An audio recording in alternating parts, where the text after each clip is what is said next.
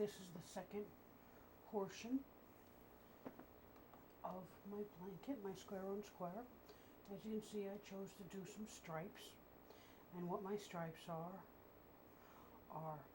6 rows of pink, 12 of blue, and when I got to the center I did 10 rows of pink, then back to 12 blue, 10, 12, 10, 12, 10, 12, and then I did 1 row of my 1x1 rib, because that is the edge of the blanket, and then I did 12 more rows, or was it 20 more rows to do my edging.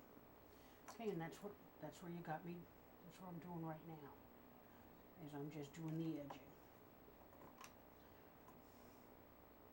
Now you can do it all solid colors, but I'm just using what yarn I have on hand, and I did not have enough of the blue to complete it, and had a little bit of the pink, so I'm using the pink. Now as you can see, that second stitch came off, but that's going to be a rib. What I did, I'm using my block, which is a 1 by 1.5 inch block. I have pushed the needles forward that I'm going to be converting into ribs, but I didn't push it off the needle. They're just resting on the latch, so when I get up there I can just give it a little bit of a pull and it'll release it from the needle. So I'm just doing my mock rib. Now my next square will be the same as when I did this one, except it's going to be a solid blue. So when I get to this one, I just give it a little push or pull, you know. So the third square will be done the same method as I did this one, meaning I cast off this last row, and then I remove the work from the machine, keeping that last stitch, hang the last stitch onto this needle here, and then rehang the needles. Now if you want this a real square, these are more rectangles.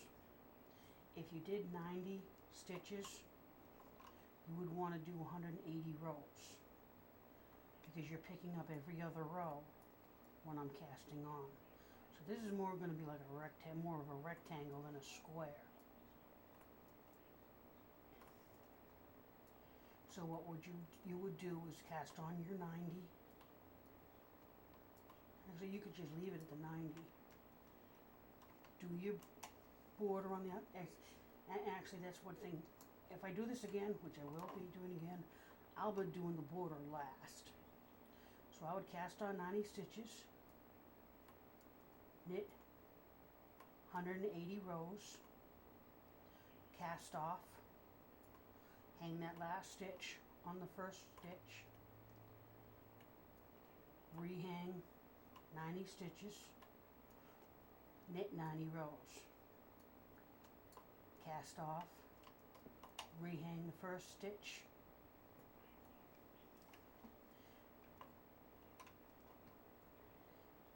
then you'll knit 90 rows, cast on 90 stitches, cast on the 90, which is rehang the 90, and then I would knit 180 rows.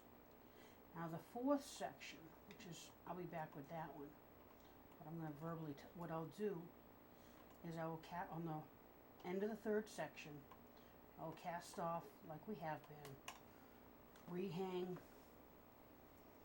90 stitches like we have been, but this is where it starts getting different.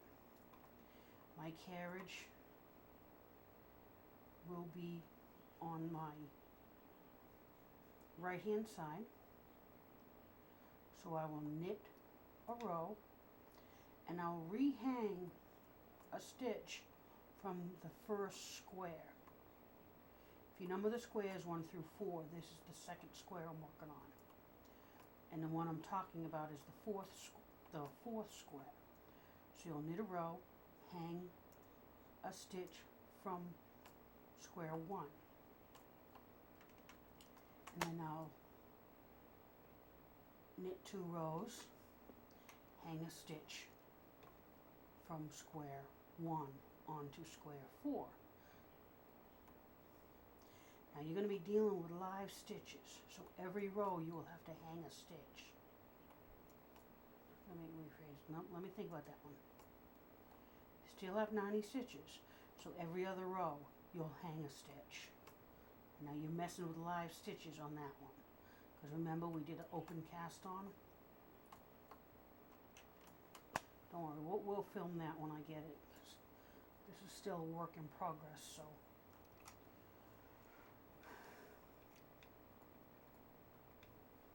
Be interested to see what it looks like. No, I've not made one of these before, just in my head.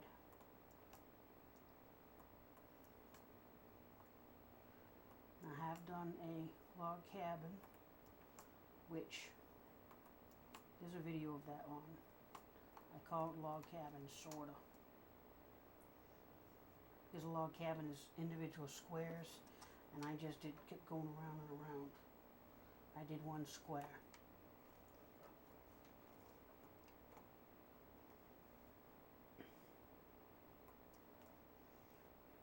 But there's just so many things you could do with the bond. Now, if there's anything you'd like in particular, just shoot me an email and I'll see what I can do.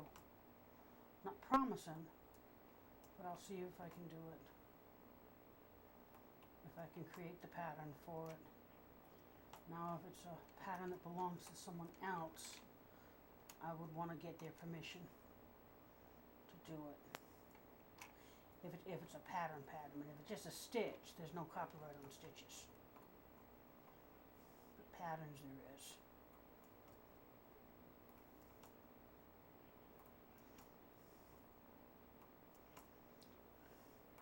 If you haven't seen my video on tools, this particular tool, I was watching someone's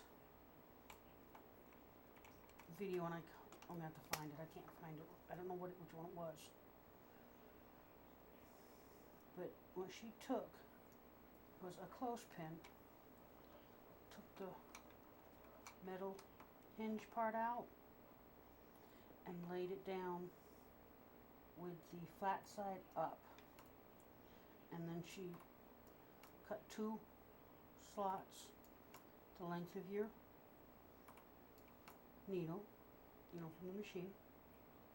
Cut the nub off the needle, and then she cut the slot so the needle would fit inside between the 2. I'm not worrying about that one because that's going to be turned into a rib. Oops. As long as you don't put pressure on it, it's no biggie. And if you don't want to spend the time to find it, which